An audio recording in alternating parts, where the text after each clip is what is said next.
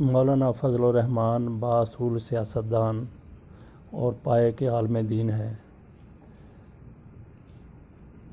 ان کے سیاسی اصولوں میں سب سے بڑا اصول یہی رہا ہے کہ انہوں نے اقتدار کے ایوانوں میں موجود رہنا ہے۔ بدقسمتی سے اس دفعہ وہ الیکشن ہار گئے اور اقتدار کے ایوانوں سے پہلی مرتبہ باہر آئے تو ان کا اشتعال اوج ثریا پر محسوس ہو رہا ہے۔ انہوں نے اس حکومت کو تسلیم کرنے سے انکار کر دیا اور اس حکومت کے مرز وجود میں آنے سے قبل ہی اس کو ہٹانے کے لیے سرگرداں ہو گئے۔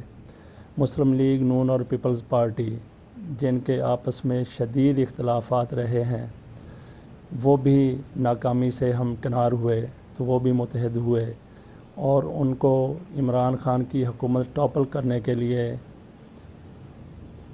جس بندے کی ضرورت تھی وہ ان کو مولانا فضل الرحمان کی شکل میں نظر آیا۔ کیونکہ دونوں پارٹیاں ایک دوسرے کی قیادت پر متحد نہیں ہو سکتی تھیں تو مولانا فضل الرحمان کو انہوں نے آگے بڑھانے کی کوشش کی۔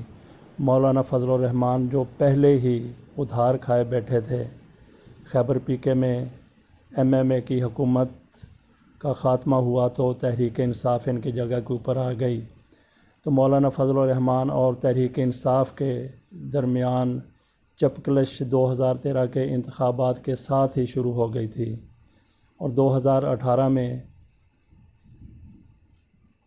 جس طریقے سے مولانا فضل الرحمان الیکشن نہیں جیت سکے اور ان کو سائیڈ پہ ہونا پڑا، کشمیر کمیٹی کے 10 سال تک چیئرمین رہے، منسٹرز انکلیو میں ان کا بنگلہ تھا وہ بھی ان کو خالی کرنا پڑا، تو یہ ساری چیزیں ان کے اشتعال میں اضافہ کرتی گئیں اور اس سب کا وہ ذمہ دار تحریک انصاف اور خصوصی طور پہ عمران خان کو سمجھتے ہیں۔ اسی لیے وہ ان کو کبھی یہودی ایجنٹ قرار دیتے ہیں، کبھی یہودیوں کا ایجنڈا بڑھانے والا سیاستدان قرار دیتے ہیں۔ تو بہرحال اب ان سے ساری امیدیں ان سے مولانا فضل الرحمان سے پیپلز پارٹی اور مسلم لیگ نے پوری امیدیں وابستہ کر لی ہیں اور ان کو اختیار دیا ہے کہ وہ جس طرح چاہیں APC بلا لیں اور حکومت کے خاتمے کے لیے جس بھی حد تک جانا چاہتے ہیں وہ ان کے ساتھ ہیں۔ بہرحال دیکھتے ہیں کہ وہ دونوں پارٹیاں ان کا کس حد تک ساتھ دیتی ہیں، لیکن مولانا فضل الرحمان سنجیدگی سے خود کو ان پارٹیوں کا قائد سمجھ کے APC بھی بلا رہے ہیں اور مظاہروں کا اعلان بھی کر رہے ہیں۔ ان کی یقیناً APC کامیاب ہوگی لیکن مظاہروں میں کوئی شدت نہیں آ سکتی۔ اس کی بہت بڑی وجہ یہ ہے، یہ ساری پارٹیاں جب مل بیٹھی تو مولانا فضل الرحمان نے کہا ہاں بھئی اب پیسوں کی بات کریں گے، سارے اخراجات کس نے ادا کرنے ہیں، تو یہ پارٹیاں جن کے ایک ایک پیسے کے اوپر، ایک ایک اکاؤنٹ کے اوپر حکومت کی نظر ہے، وہ پہلے ہی گھبرائی ہوئی ہیں، ان کے پاس تو پہلے ہی حساب نہیں ہے اور ان کے فنانسر جس طرح سے ملک ریاض ہو گئے یا میاں منشا ہو گئے یا دیگر لوگ، ان کے اکاؤنٹ کی بھی نگرانی ہو رہی، وہ بھی کوئی پیسہ دینے کے لیے تیار نہیں ہے۔ بہرحال مولانا فضل الرحمان APC تو بلا رہے ہیں اور ان کو یہی اب نظر آتا ہے کہ مولانا فضل الرحمان کو APC بلائیں گے، مظاہرے کریں گے، جس طرح مظاہرے ہو جائیں، عمران خان خاموشی سے گھر چلے جائیں گے اور ان کو اگلے الیکشن میں یا الیکشن سے قبل بھی خصوصی سیٹ پہ کسی نشست پہ ان کو الیکشن کروا کے جتا کے وزیر اعظم بنا دیا جائے گا۔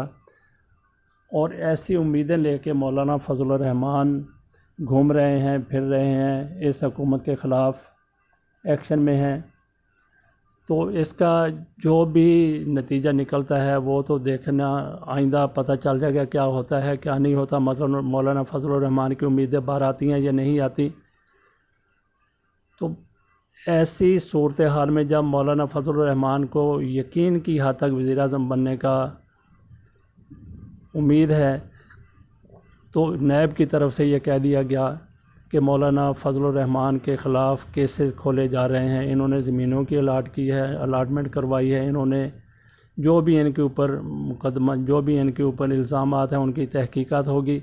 تو اس کے اوپر مولانا فضل الرحمان جو اپنے آپ کو کل کا وزیر اعظم سمجھ رہے ہیں، شدید اشتعال میں دکھائی دیتے ہیں، حالانکہ ان کو تو یہ چاہیے جس پائے کہ وہ عالم دین ہیں، جس طریقے سے وہ اب بھی تبلیغ کرتے ہیں، وہ کہیں آئیں جی میں اپنا حساب دینے کے لیے تیار ہوں، میرے اوپر جو بھی الزامات ہیں میں ان کا سامنا کرتا ہوں आए मैदान में आए, अदालतों में आए, लेकिन वो इश्तियाल उनका इतना बढ़ चुका है कि वो बिल्कुल वही ज़ुबान नैब के हवाले से इस्तेमाल कर रहे हैं जो आसिफ अली ज़रदारी इस्तेमाल करते रहे हैं। आसिफ अली ज़रदारी ने एक मौका पर कहा था कि किस में जुर्रत है कि वो मेरी तरफ देख सके या नैब मुझे गिरफ़्तार कर ले। ये और लोगों को गिरफ़्तार कर रहा है। मियां नवाज़ शरीफ भी ऐसे ही रौनक का इजहार करते रहे हैं। आइए देखते हैं मौलाना फजलुर रहमान इस हवाले से किस कदर मुश्तिल हैं और किस तरीके से वो नैब के हवाले से बात कर रहे हैं और ख़ुद को मावरा एहतसाब करार दे रहे हैं। हाँ सर, मुझे कोई परवाह नहीं है इनकी। मैं वो आदमी नहीं हूँ जो इस किस्म के रेफरेंसों के सामने झुकूंगा। मैं इनके रेफरेंसों की धज्जियां बखेर दूंगा। ये इंसाफ के बाबे ठहरे। इंसाफ का कत्ल करने वाले से मैं इंसाफ की तवक्को नहीं रख सकता। मैं इनको इंसाफ के इदारे नहीं तस्लीम करता। ये इंतकामी सियासत की बात करने वाले हैं। मैं उनके फाइलों को फेंक दूंगा उनके सामने अगर उन्हें ऐसी जुर्रत की तो। मैं छठी का दूध उनको याद दिला दूंगा। मौलाना फजलुर रहमान अदारों को तस्लीम करें या ना तस्लीम करें, मगर इंसाफ अपने रास्ते मुतय्यन कर लेता है। तहकीकाती अदारे अपना काम करते रहते हैं। ये तो साबित हो चुका है जिस तरीके से मियां नवाज़ शरीफ जेल में है, आसिफ अली ज़रदारी जेल में हैं, कि रियासत से ताकतवर कोई भी नहीं है।